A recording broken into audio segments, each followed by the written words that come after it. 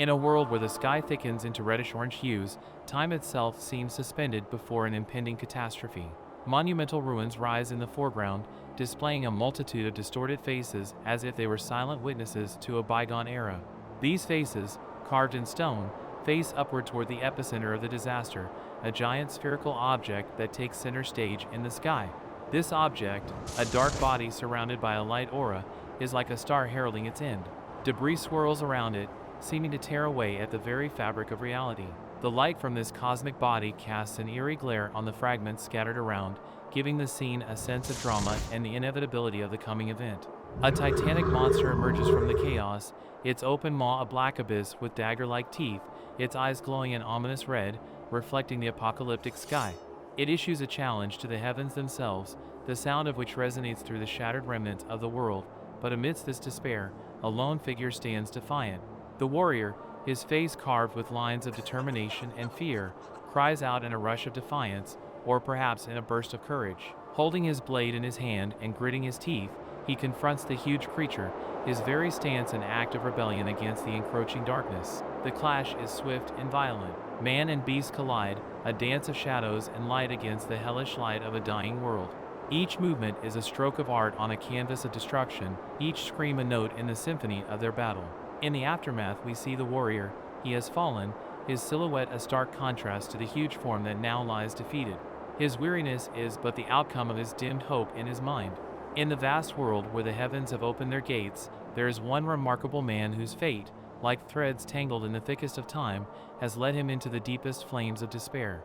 It should be noted that despite his relatively young age of 35, he remains that rare exception who, strangely enough, was not destined to possess the slightest supernatural ability. He is something of an invisible shadow, a colorless entity lurking among the shining heroes whose lives are destined to confront an endless war with the creatures of the gate. And now, as in all the previous days, he rushes fearlessly into battle, his tired shoulders carrying a heavy knapsack overflowing with precious crystals, booty carefully gathered from the ruined cities and picked up from everywhere.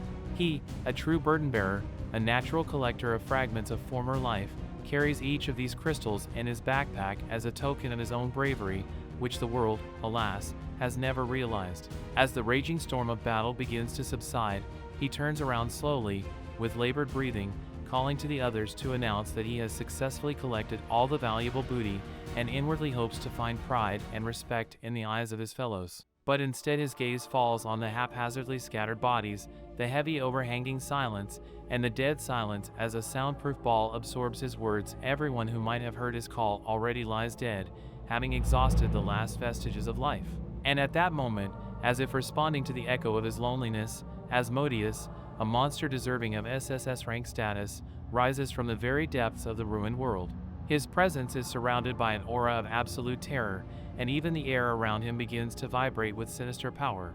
The monster that had become a living death to his comrades now turns his gaze upon him, full of cold indifference, as if Asmodeus himself had become a product of apathy and chaos. Our hero, realizing that now he is the only guardian left, the last hope for the fallen, despite his inner fear, builds up his spirit and prepares for the inevitable battle. He raises his blade, not expecting miracles or help from above, but his heart is aflame with the desperate courage that only true warriors carry.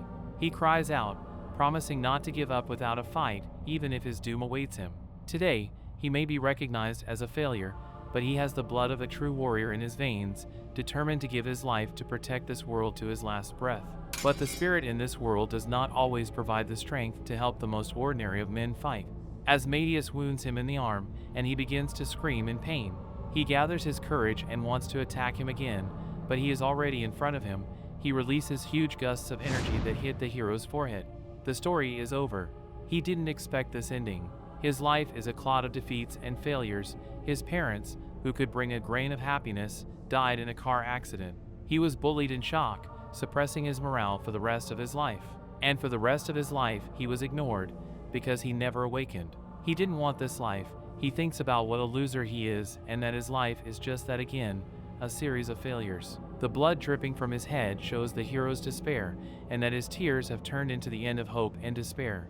But that, as it usually happens in life, the last drop of hope begins to shine, and we behold, a strange voice declares, all the conditions of awakening have been satisfied.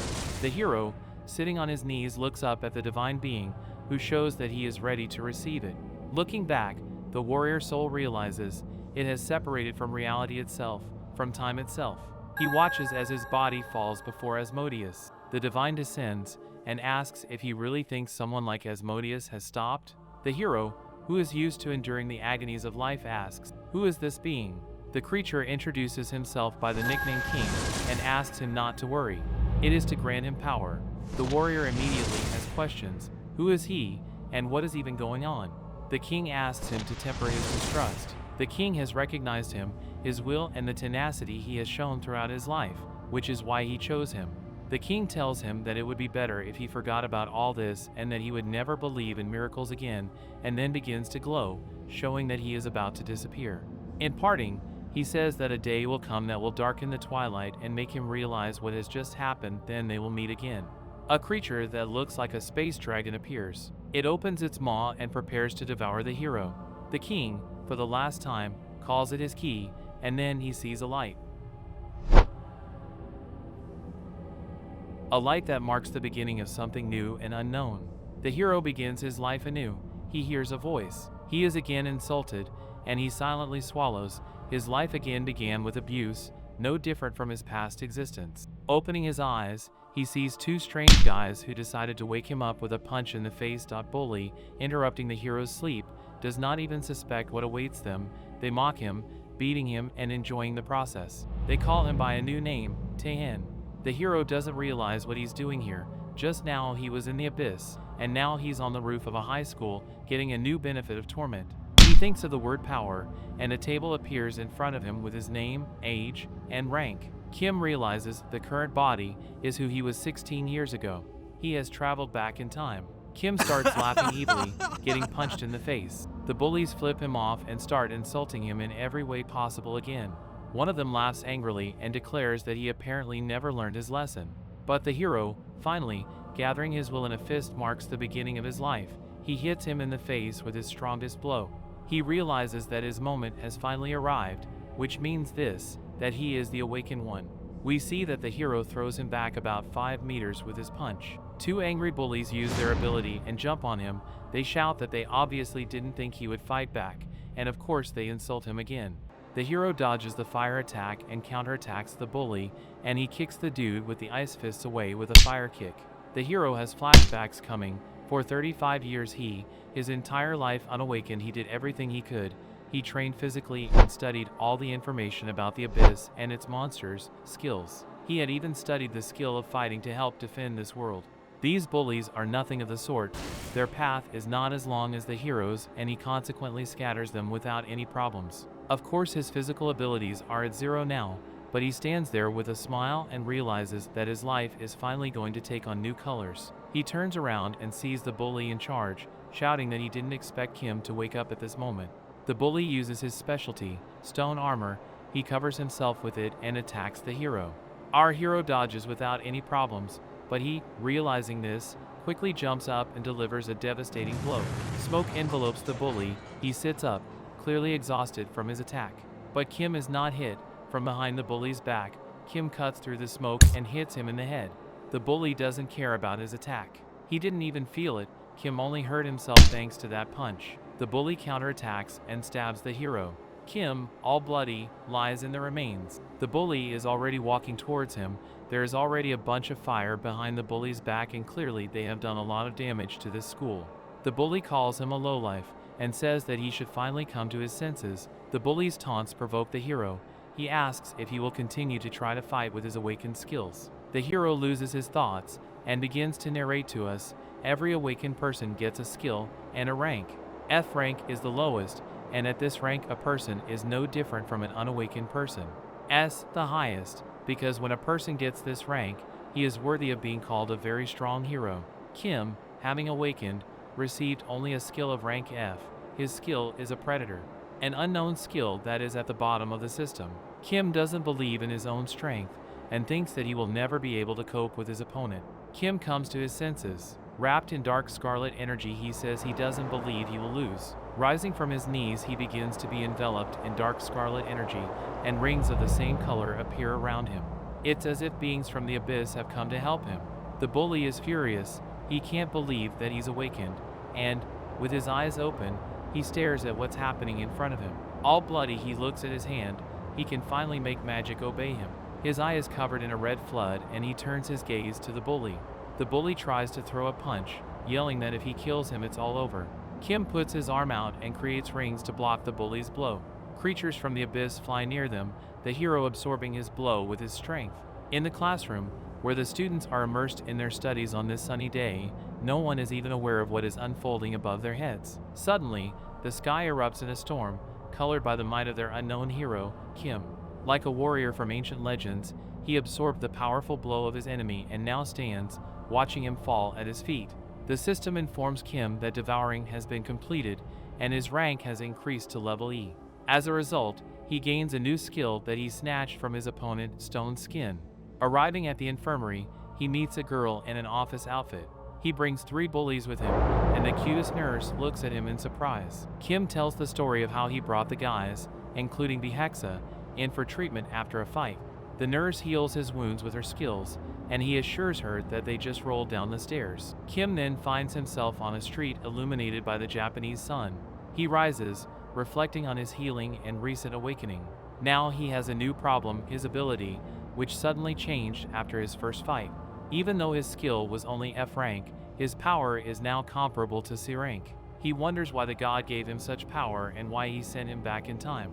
With these thoughts, he approaches his house, filled with memories of his past. In his past life, he coming court clearly had no idea what would happen in a situation like this. Inside there is a surprise waiting for him, 3 bandits and a boy who seems to have dropped a box of money while running towards them.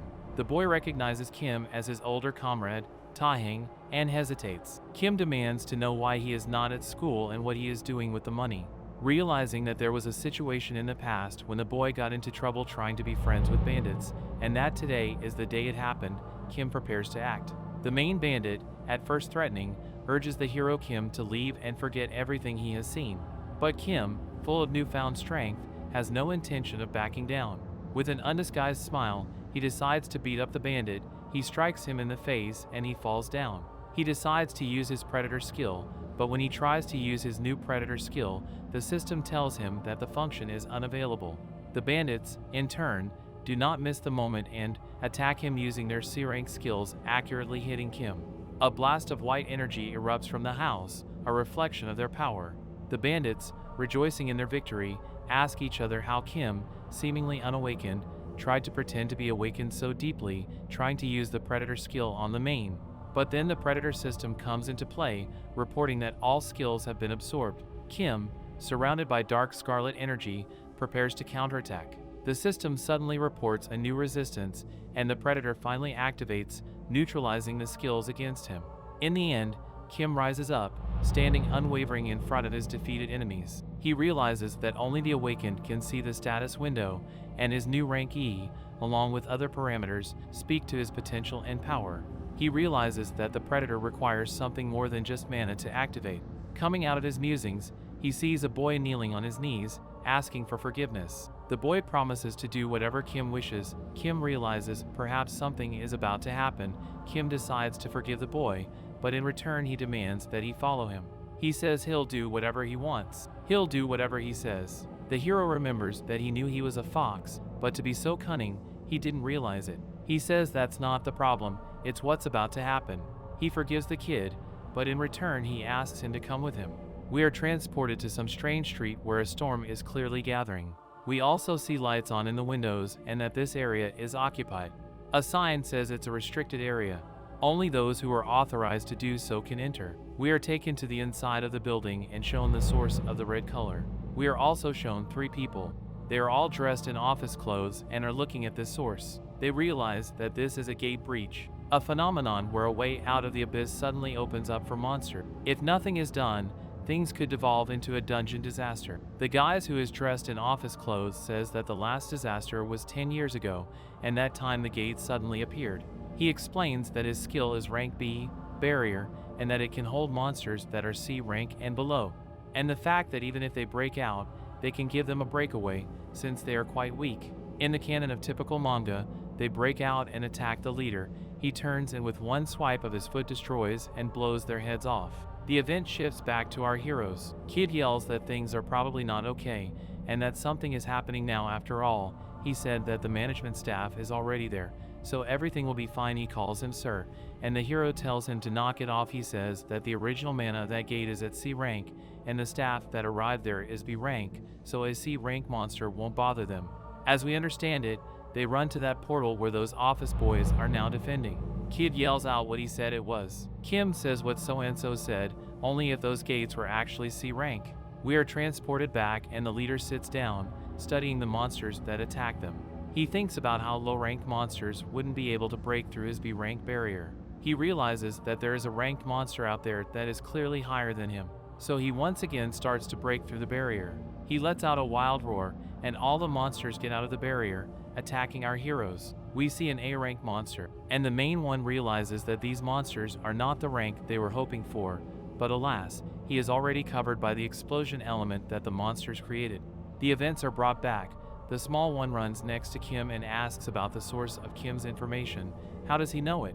He replies that it's just intuition, and Little begins to suspect that Kim is obviously deceiving him. While they were arguing, they got closer to their destination. Now they see a goblin chase after a crowd of people, which is rapidly approaching them.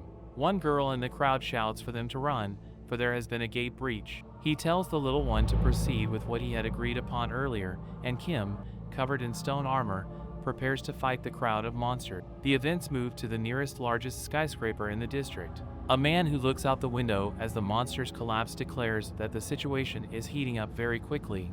He says that the gate breach is a rank and that reinforcements cannot be summoned because the others are busy in the dungeons or studying the abyss. The only way out of the situation, according to the man, is an A-rank awakened one.